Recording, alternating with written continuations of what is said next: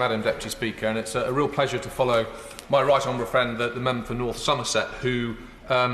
in a more modest way than I normally remember, has established a really important part of what has made this bill possible, and that's his energy, enthusiasm and drive to get it to this stage in the shape that it is and with the speed that it has. And I know many of us in the House will have different personal and professional reasons why we want to support this bill. And for me, I have to go all the way back, Madam Deputy Speaker, to the early 1980s, when I was, believe it or not, I was alive and was about 7 or 8 years of age. And my parents had started fostering a few years before, which ended up being for about 30 years. But during that period, in those early 80s into the mid-80s, we did look after, as a family, both Down syndrome babies who came to live with us for weeks and sometimes months, but also we used to offer respite care once a month for a long weekend for a Down syndrome boy who was in his early teens, to give his parents a much-needed break from what was an extremely incessant and stressful time for them. Despite the amount of love that they had for their son, they did need to have a pressure valve in order to keep their ability and their energy levels up to look after him. And we were only as happy as we could be to provide some of that respite care. And I recall it very vividly, Madam Deputy Speaker, because it captured some of the most enjoyable images of our time as fostering, and I recall a number of occasions with this young teenager who had a couple of obsessions which infiltrated their way into our household. The first was with the recording artist, which I'm sure is a favourite of yours too, was Shakin' Stevens. And this young boy was an absolute fanatic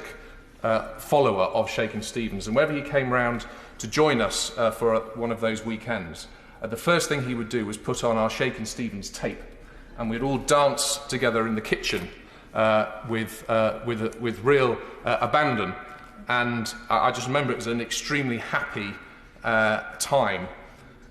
And he also was fixated by the wrestling that was on World of Sport with Dickie Davis on a Saturday morning. He used to sit very closely to the screen because he didn't have great eyesight, but was transfixed by these bouts on the screen. And it was often an hour or so would go by and he wouldn't move. There was one moment which was slightly more scary, when we took him to a local swimming pool, where he was very keen to put on a mask and a snorkel and go underwater and have a go at swimming. Unfortunately, it became apparent very quickly that he couldn't swim. And so someone who was on duty had to jump in fully clothed and rescue him. But it was the fact that he wanted to do these things and that he was given the opportunity to do so, which was so important, because, as my right honourable friend has said in his opening speech, we need to make sure that the rights they have are the same for everybody else. And that includes all those opportunities that come across us in our own lives. And so this has led me to wanting to speak on this bill. I wasn't, unfortunately, on the committee, but I'm extremely supportive of what it's seeking to achieve. And having been the Children's Minister who took through the reforms to the Special Educational Needs and Disabilities system, there's clearly a lot of crossover between what that bill was seeking to achieve and what this is as a private member's bill. And of course, as a learning disability, Down syndrome, the 47,000, I think, estimated within the UK who have that condition, will potentially benefit through that special educational needs system. And because it's a condition where the diagnosis is going to be extremely early in their life, there's no reason why an education, health and care plan can't be put in place as early as possible, and that it's focused on outcomes, whether it's educational, whether it's social, whether it's employment related, can be built into those plans. And of course, they're plans that can go all the way up to the age of 25. And now, as we know, the life expectancy of those with Down syndrome has increased dramatically from those days when we were looking after Down syndrome children. There's every reason to make sure that those outcomes are brought to fruition. And in publishing the guidance that this bill brings in, there's an opportunity, I think, to ensure that the reforms to the special educational needs and disability system, particularly around the code of practice and the local offer that has to be published in every local area, explaining what the services that are available for those with special education needs and how to access them. This guidance needs to marry up with what is already out there, so there's a clear pathway for parents and carers to know what is available and how they can access it.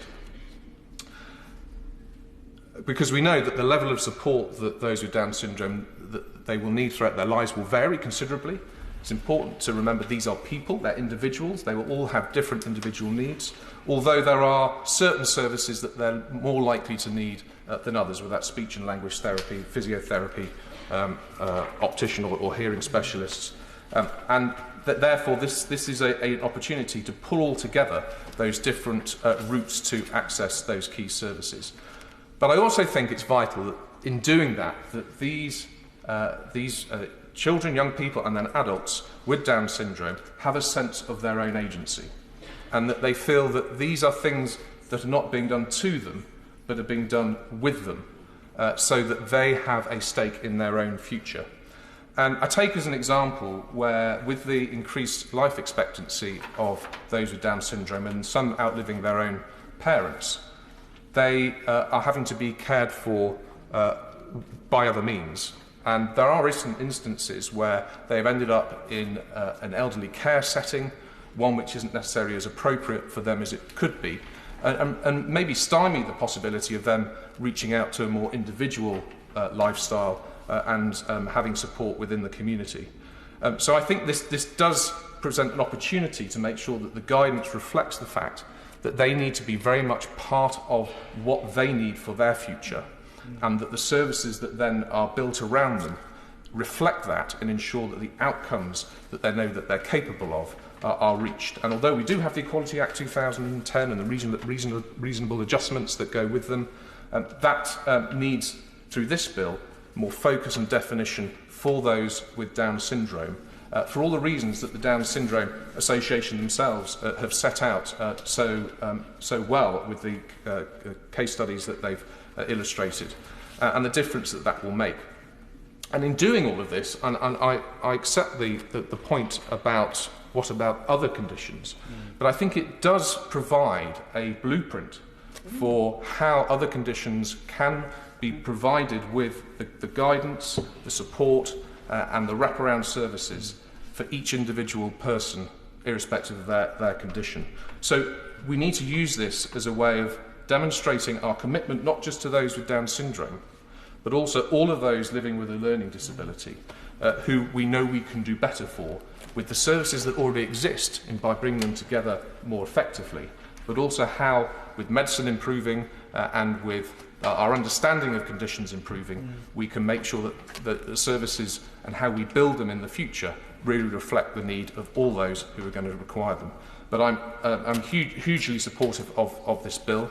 for the personal and professional reasons I've set out, and I very much hope and expect it will make a significant difference to many lives, and it truly is the landmark that my right honourable friend suggests. Elaine Saxby. Thank you, Madam Deputy Speaker, and it's a pleasure to